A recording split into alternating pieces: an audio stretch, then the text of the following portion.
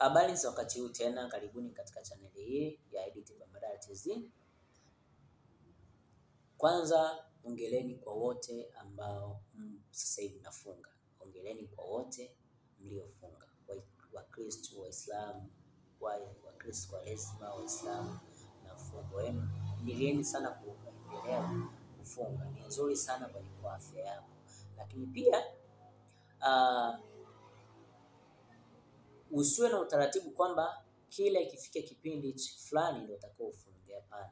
Yaani kwenye kufunga uweka kama utaratibu wako wewe. Aidha hata kwa wiki mara 2 unaweza ukafunga. Mara 2 unaweza ukafunga kwa wiki. Mara 2, aidha kwa wiki mara 3. Taratibu unaweza kuwa unaendelea hivyo. Itakusaidia sana kwa sababu itafanya mwili wako uweze kujiendesha vizuri.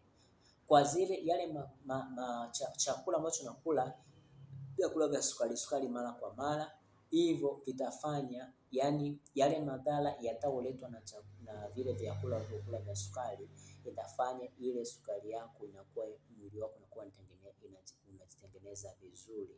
Mwisho wa siku unajikuta kama ulikuwa na shida ya sukari inapanda sana, utajikuta baada ya kufanya hichi kitu, baada ya kuanza kufunga au kupunguza mlo, baada ya kula mara 3 ukala mara 2.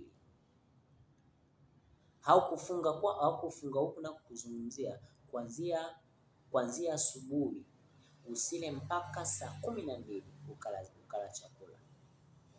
Hii itaenda kusaidia sana. Shida ya pressure imepanda,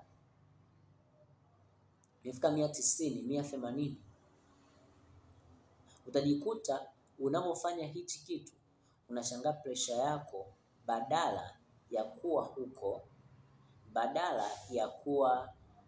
180, 190, unashangaa inashuka mpaka 150, 140. Utashangaa kadri ya siku unavyozidi kufanya hichi kitu unajikuta mpaka zile dawa za hospitali unaacha kuzitumia, kwa sababu kumbe hii ya kufunga itakuwa ni tiba yako kubwa ya kwenda kufanya hivyo. Kwa hiyo ambacho nakushauri, weka utaratibu wako wa kufunga. Weka utaratibu wa kufunga.